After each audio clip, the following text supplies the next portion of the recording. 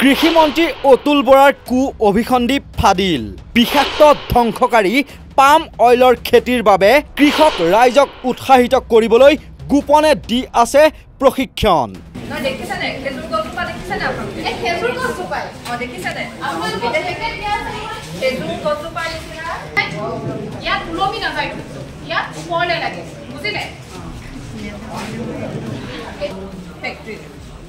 Preservative নিচিনা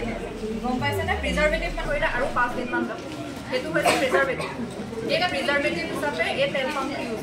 এটা বিস্কুটটো আপোনালোকে পেকেটটো খুলি নাই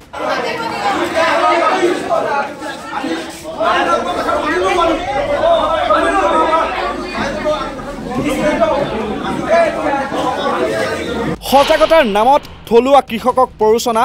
মন্ত্ৰী অতুল বৰাৰ NMEO OP আঁচনিৰ অধীনত তৈল পাম খেতিৰ ওপৰত কৃষকক 2 দিনীয়া প্ৰশিক্ষণ লুইট এডুকেশ্যনেল ছাৰ্ভিচ প্ৰাইভেট লিমিটেডৰ বোকাঘাটৰ দুখুটিমুখ পঞ্চায়তত পাম অইলৰ প্ৰশিক্ষণ আৰু সজাগতাৰ নামত থলুৱা কৃষকক প্ৰৰোচনা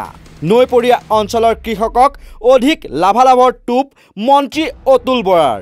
গাঁৱে গাঁৱে মেলি দিছে AGP বিজেপিৰ নেতা পালি নেতা তামোল নাৰিকল আনকি বন্ধাকবি খেতিৰ লগত পাম অইলৰ খেতিৰ তুলনা প্ৰশিক্ষকৰ কিন্তু এই পাম অইল কিমান ভয়াবহ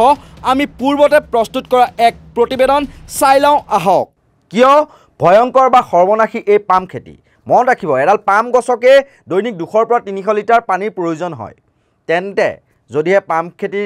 কৰে ভূগৰ্ভৰ পৰা কিমান লাখ লাখ লিটাৰ পানী খৰচ হ'ব পাৰে ভূগৰ্ভৰ পানী শুকাই যোৱাৰ ফলত মৰুভূমি সদৃশ পৰিৱেশ হোৱাটো নিশ্চিত পাম তেল গছৰ খেতিৰ ফলত পশ্চিম আৰু মধ্য আফ্ৰিকাৰ বহু বিশাল বৰ্ষাৰণ্য অঞ্চল ধ্বংস হৈ যোৱাৰো উদাহৰণ আছে পাম তেলৰ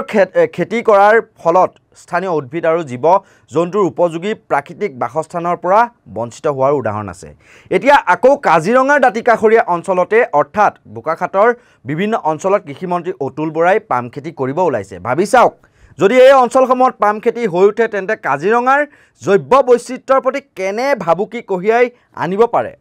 উদ্ভিদৰ লগতে জীৱকুললৈ কি ভয়ংকৰ বিপদ নামি আহিব পাৰে মন্ত্ৰী অতুল বৰাই মহকুমাটোৰ নৈপৰীয়া অঞ্চল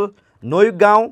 মিচিমিয়াটি অফলা এলেংমাৰী আদি অঞ্চলত পাম অইল খেতিৰ বাবে স্থানীয় কৃষকক পতিয়ন নিয়াবলৈ দলীয় কৰ্মীক নিয়োগ কৰা বুলি বিস্ফোৰক অভিযোগ উত্থাপিত হৈছে উল্লেখ কৰি থওঁ আন্তৰ্জাতিক সংস্থা এটাৰ মতে পাম খেতিৰ কাৰণে 193টা বিপদাপন্ন প্ৰজাতি ইতিমধ্যে বিলুপ্তিৰ পথলৈ আগবাঢ়িছে ঠিক সেইদৰে ৰঙা বান্দৰ বা বন মানুহ যাক ইংৰাজীত কোৱা হয় অৰেংগুটানছ গৱেষণাত ওলোৱা তথ্য অনুসৰি যোৱা 16 বছৰত পাম তেলৰ বৃদ্ধি পোৱাৰ ফলত আনুমানিক প্ৰায় 1 লাখটা অৰংউটাঙৰ মৃত্যু মুখত পৰিছে পাম খেতিৰ ফলত হোৱা বন ধ্বংসৰ ফলত হাতী গড় আৰু বাঘৰ দৰে অন্যান্য প্ৰাণীৰো বিপদ আশংকা নথকা নহয় পুনৰ কৈছোঁ সস্তীয়াকৈ উৎপাদিত পাম তেলৰ উচ্চ চাহিদা লাভৰ বাবেই একৰ বৰ্ষাৰণ্য কমি আহিবলৈ ধৰিছে গৱেষণাত আৰু বহুত তথ্য প্ৰকাশ পাইছে বিশেষজ্ঞৰ মতে যি মাটিত পাম খেতি কৰা হয় সেয়া মাটিৰ উৰ্বৰা শক্তি নাইকিয়া হয় কিয় হয় জানেনে এই পাম গছবোৰে কাষৰ মাটিৰ পৰা খনিজাত পদাৰ্থ আৰু সকলো ধৰণৰ পুষ্টিকৰ খাদ্যবোৰ শোষণ কৰে আৰু ফলত কাষৰ অন্যান্য সকলো উদ্ভিদৰ প্ৰতি ভাবুকিৰ সৃষ্টি হয় পাম খেতি কৰাৰ পূৰ্বে প্ৰথমে গছ-গছনি কাটি মাটিখিনি পৰিষ্কাৰ কৰি ল'ব লাগে আৰু পাম খেতিৰ কাৰণে যথেষ্ট পৰিমাণে পানীৰ প্ৰয়োজন হয় আৰু এজোপা পাম গছক যে দৈনিক 200 পৰা 300 লিটাৰ পানীৰ প্ৰয়োজন হয় সেই কথা আমি পূৰ্বতেও এবাৰ উল্লেখ কৰিছোঁ পাম খেতিয়ে ভূতল জলচক্ৰ অৰ্থাৎ গ্ৰাউণ্ড ৱাটাৰ চাইকেল প্ৰভাৱিত কৰে বুলিও কোৱা হয় এটা কথা মন কৰিব বছৰটোৰ বাৰিষা কাল কেইটা বৰষুণ হয় 3-4 মাহ ধৰি বৰষুণ হয় আৰু যদি এজোপা পাম গছকে দৈনিক 200 পৰা 300 লিটাৰ পানীৰ প্ৰয়োজন হয় খৰালি কাল বা বৰষুণ নোহোৱা সময়খিনিত এই পাম তেলৰ উদ্ভিদে কেনেকৈ পানী লাভ কৰিব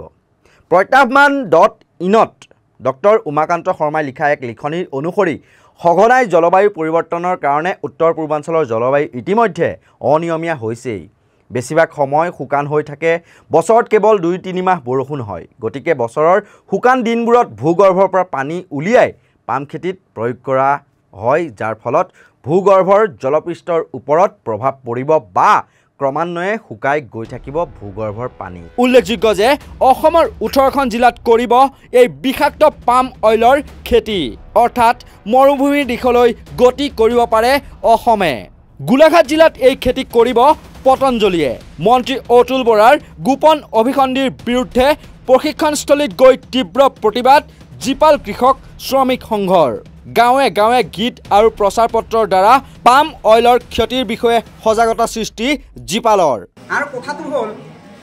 বিশেষজ্ঞ 117জন বিশেষজ্ঞই কৈছে যে এই খেতি আচলতে আমাৰ অসমত উপযোগী কোনো পধ্যে নহয়। আমি জানো